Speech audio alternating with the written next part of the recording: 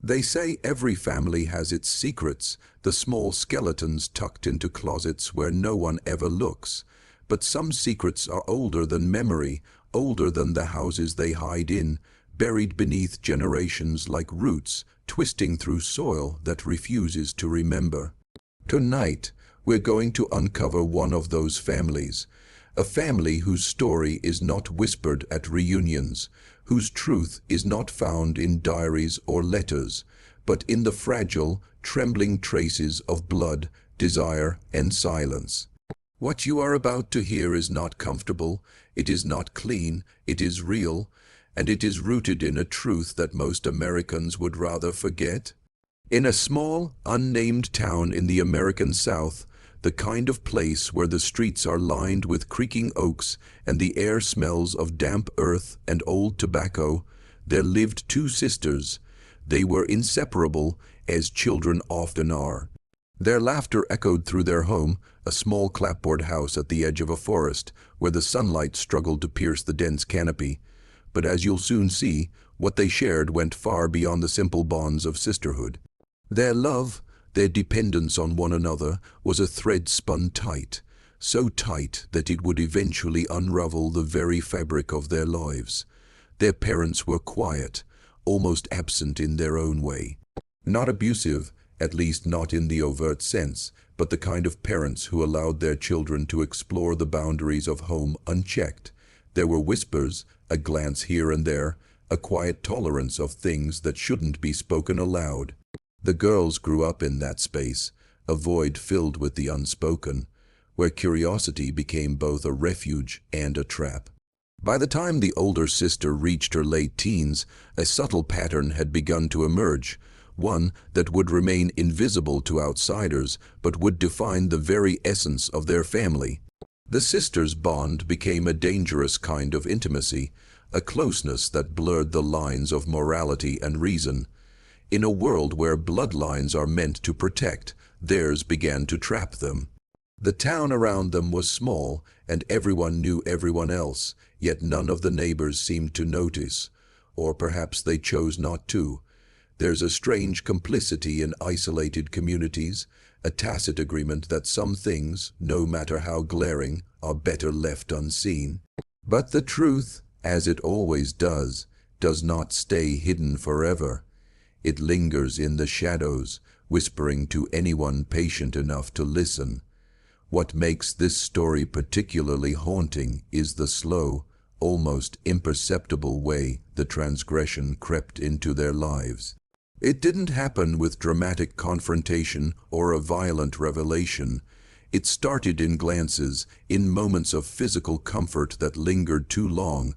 And because the world outside the home was distant, distracted, and forgiving of appearances, these moments went unchecked. They were never taught the boundaries, they learned them from each other, and in those private spaces, the most forbidden of desires began to take shape. By the time anyone could have intervened, it was already too late. The sisters were bound together by a twisted form of love, by a secret that even they would only partially understand.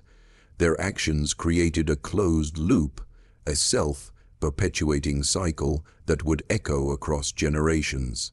It is said that in families like these, the sins of the past do not merely vanish. They imprint themselves onto the bones of those who come after, a genetic memory of trauma and indulgence that refuses to die. But perhaps the most disturbing element is not what they did, but why it was possible at all. Not because they were cruel or monstrous in the way popular horror tells us monsters are, but because they were human. Because human desire, when untethered by rules, guidance, or oversight, can become something dark, something that survives under the radar of conscience until it is too late. Theirs was not a story of simple moral failure. It was a story of human psychology, pushed to extremes in isolation, with love twisted into something unrecognizable. And yet, even in that darkness, there was beauty. The sisters' connection was intense, unshakable, a thing of profound emotional weight. Anyone who has loved a sibling knows the depth of such bonds, and that familiarity makes their descent all the more unsettling. This is not just a tale of horror, it is a tale of intimacy corrupted, of human connection taken to a place no one is meant to see. It is the kind of story that leaves a mark on anyone who witnesses it, a stain of understanding that is difficult to wash away. This story, like the best horrors, is not revealed all at once. It is discovered piece by piece, like fragments of old newspapers, photographs with faces half erased by time, or diaries where the margins are filled with trembling confessions. What we know now comes from such fragments. They tell us about stolen glances, shared rooms at odd hours, letters that were never sent, and whispered promises that blurred the lines between love and possession. These are the traces left behind by a family too ashamed or too afraid to ever speak them aloud. And yet, despite all of this, there is a strange inevitability to their actions. It is as if the path was always laid before them, in the very DNA they shared, in the emotional vacuum of their upbringing, in the isolation that allowed them to define the rules of their own morality. Each act was a step along a path they could not see, leading them deeper into a web of secrecy, compulsion, and forbidden intimacy. We will never fully understand what drove them. Psychology can explain patterns, sociology can offer context, but at the end of the day, the truth of their experience is theirs alone. What we can do is examine the bones of their choices, and in doing so, confront a reality most of us are eager to ignore, that the line between love and obsession, between intimacy and destruction, is thinner than we like to believe. And in some places, under certain circumstances, it can vanish entirely.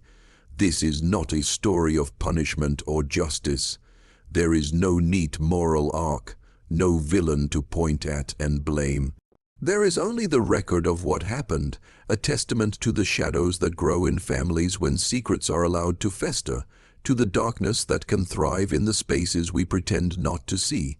And it is a warning: the past, buried though it may seem, is always watching.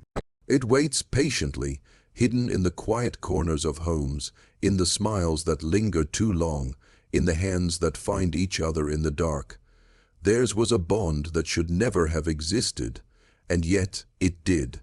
And it will haunt the memory of anyone who dares to look too closely at the fragile, trembling line between love and sin. The older sister was the first to recognize the power of their closeness. It started innocuously, as it often does in families where boundaries are thin, almost invisible. A hand on a shoulder lasted a heartbeat too long, a hug that lingered beyond comfort. But in a household where adults were absent in all the crucial ways, these moments went unremarked. The younger sister mirrored everything her older sibling did. She copied her mannerisms, her expressions, even the way she spoke. But what began as mimicry became something deeper, a mirror reflecting desire, dependency, and an intimacy that no one outside their walls could understand. By the time they reached adolescence, the line between familial affection and something forbidden had already blurred. They spent hours together in the dim light of their shared bedroom, reading, whispering secrets, learning the contours of each other's thoughts, emotions, and ultimately bodies. No one in town noticed, and if they did not speak. Small-town silence has a way of complicity. Eyes avert themselves from things that make them uncomfortable. In this void of observation, the sisters' connection deepened, growing in intensity and secrecy. It is impossible to overstate the psychological weight of such an environment. Isolation breeds extremes. Without corrective boundaries or the guidance of healthy adult relationships, human desire can twist in ways that feel natural to those experiencing it, but horrifying to anyone else. They were bound together by a single, unbroken thread, a bond so intense that neither sister could imagine life without the other. This is what made the situation not only dangerous, but inevitable. The patterns were laid early, nurtured in secrecy, reinforced by silence until they became a force in themselves. Family history, too, contributed its shadow. The sisters were not aware of it at the time, but they were inheritors of a bloodline with its own dark peculiarities. Subtle signs, whispers of marriages between distant cousins, stories of unusual attachments, all hinted at generational patterns that no one had ever examined closely. DNA carries more than traits. It carries echoes of behavior, tendencies towards secrecy, obsession, and desire, passed down like a silent inheritance. And in their home, these echoes found fertile ground. The moments that led to the irreversible crossing were gradual, almost imperceptible. First, it was accidental touches, a shared warmth in a space no one else entered. Then came deliberate acts, but always framed as care, affection, or comfort. In families like these, boundaries dissolve slowly, a kind of erosion that feels natural from the inside. By the time they reached the threshold of conscious recognition, the line had already disappeared. They were trapped by familiarity, by the intensity of their shared past, by the impossibility of imagining separation. The story becomes more harrowing when we consider the complicity of silence, not just from outsiders, but within themselves. They had no moral framework to guide them, no one to tell them what was right or wrong beyond instinct, and instinct is a treacherous thing when warped by isolation. One sister would seek comfort, the other would offer it. One would suggest, the other comply, but always within a logic that was internal, private, and impervious to the moral codes of society. They had created a self-contained world, where the forbidden was normalized simply by being unspoken. If you're still watching, you're already braver than most. Tell us in the comments, what would you have done if this was your bloodline? Think about it for a moment, because these aren't distant characters in a story. They were ordinary girls raised in a quiet town with a family like yours or mine, whose lives took a trajectory that no one could have predicted. And yet, every action, every choice, was the product of very human forces: love, dependence, curiosity, and desire, twisted in the absence of restraint. The parents, in their quietude, were not monsters. They were simply blind in the ways that matter. Perhaps they suspected something. Perhaps they ignored signs that should have been impossible to miss. It is impossible to know what crossed their minds or what they rationalized to themselves. What is clear is that the family structure, the environment, allowed the seeds of obsession to germinate unchecked. What happened next was not the result of deliberate evil. It was the slow accumulation of impulses and habits, sanctioned by silence, reinforced by isolation. Over time, their connection became all-consuming. The sisters knew the contours of each other's lives more intimately than anyone else could. They knew fears, memories, desires, sometimes before the other sister could even articulate them. And within this closed system, the relationship turned inward, a loop of reinforcement that left no room for outside influence. Anyone who attempted to intervene would have been shut out, ignored, or rationalized away. But the most disturbing aspect of their story is not just what they did, but the way it affected the future of their bloodline. The patterns established in this household carried forward in subtle ways, encoded in DNA, habits, and learned behaviors. The echo of forbidden intimacy did not die. It became part of the fabric of who they were, shaping every relationship, every decision, every trace of love or desire in ways they could barely recognize. This is what makes stories like theirs so terrifying. They are not contained by the individuals themselves. They ripple outward, through generations, through choices, through the very blood that runs inside them. We cannot say definitively what drove the sisters, because human motivation is never simple, but we can trace the forces that shaped them: isolation, intense emotional dependence, inherited patterns of secrecy and taboo, and the absence of moral or social boundaries. They were not monstrous by choice. They were human, magnified by circumstance, trapped by intimacy, and drawn into a pattern that had no exit.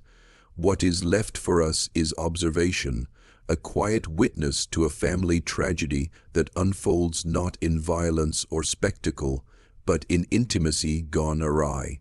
The horror is not loud. It is quiet, subtle, deeply psychological, and far more haunting, because it could have been anyone, anywhere, given the right or wrong conditions.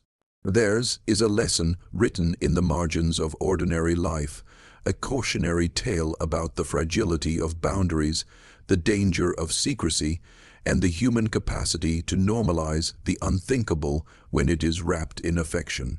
And perhaps the darkest truth is this: even after the most transgressive acts are committed, even after the bloodlines are forever altered, the outside world rarely intervenes. We look, we whisper, we shake our heads, but the internal mechanisms, the psychological and genetic forces that perpetuate such cycles, remain beyond reach. And in that silence, the story continues, hidden in plain sight, a secret buried in American soil, waiting for the next witness to stumble upon it, unprepared for the weight of its truth. By the time the sisters reached adulthood, the patterns that had quietly developed in their youth had solidified into something unbreakable. What had begun as innocent closeness had transformed into a relationship that defied the boundaries of family, law, and morality. It was no longer about choice, it was about inevitability. The older sister, by now a commanding presence in the household, maintained a kind of authority rooted not in age alone, but in the depth of their mutual dependence. The younger sister followed, not blindly, but willingly, drawn into the gravity of a bond she could neither escape nor fully understand. The house itself became a crucible for this forbidden intimacy. Each creaking floorboard, each dimly lit corner, served as both witness and accomplice. Visitors were rare, and when they did appear, the sisters maintained a facade of normalcy so convincing that no one questioned it.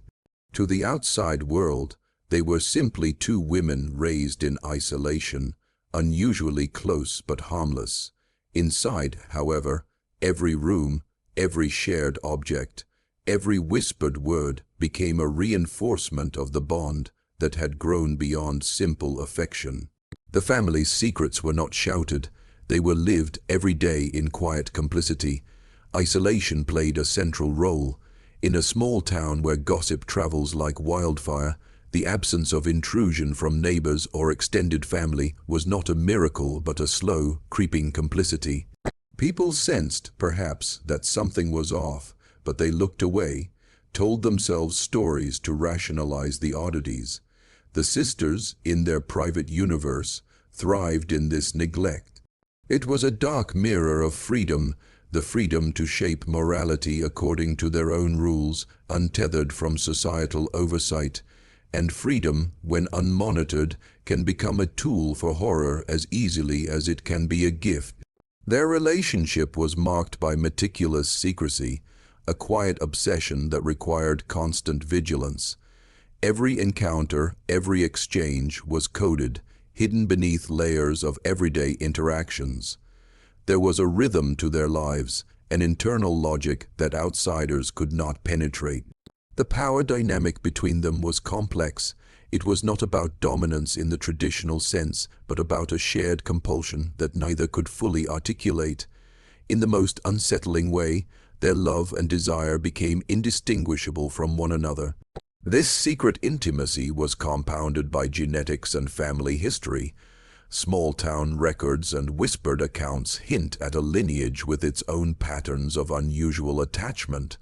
While this does not excuse or predetermine behavior, it adds a layer of inevitability to the sisters' story.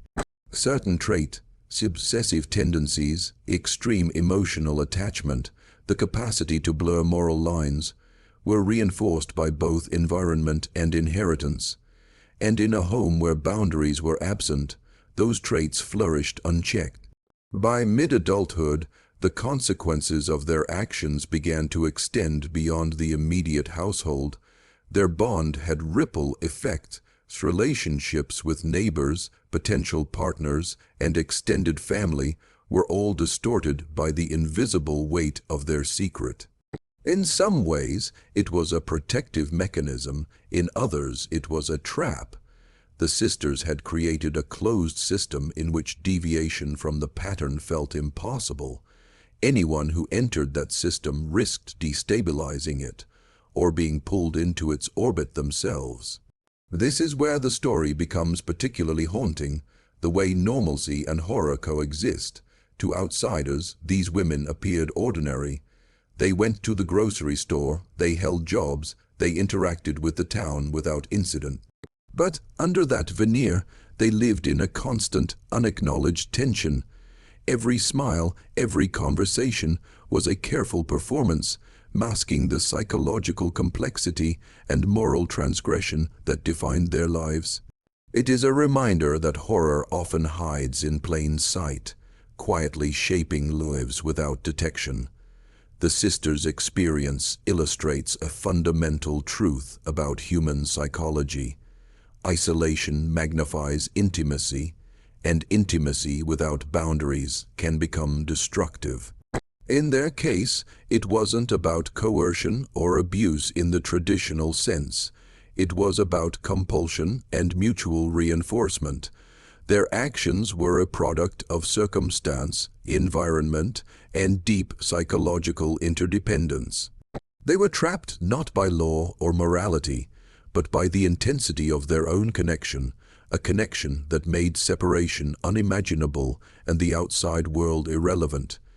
Yet, even in the darkest moments, there was a strange tenderness to their bond. They cared for one another in ways that transcended conventional morality. They protected each other, shared burdens, and provided emotional refuge.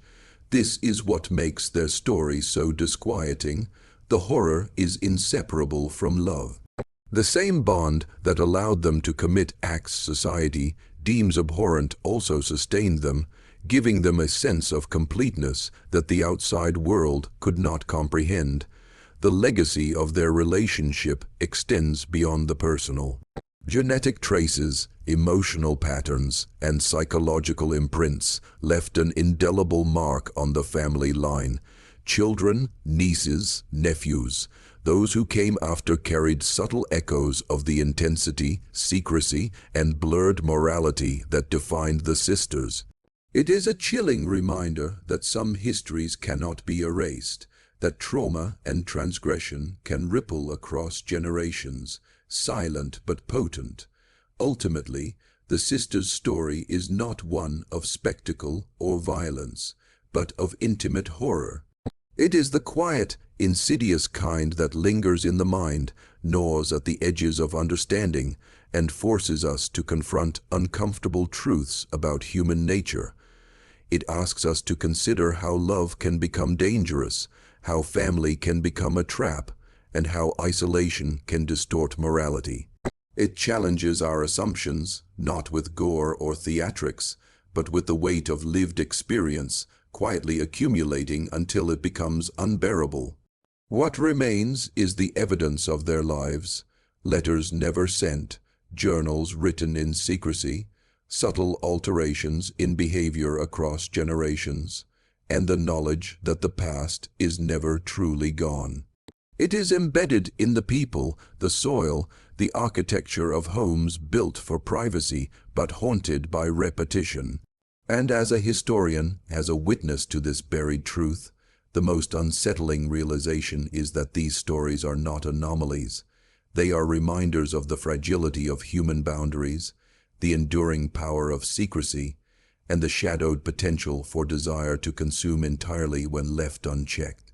The sisters did not act out of malice.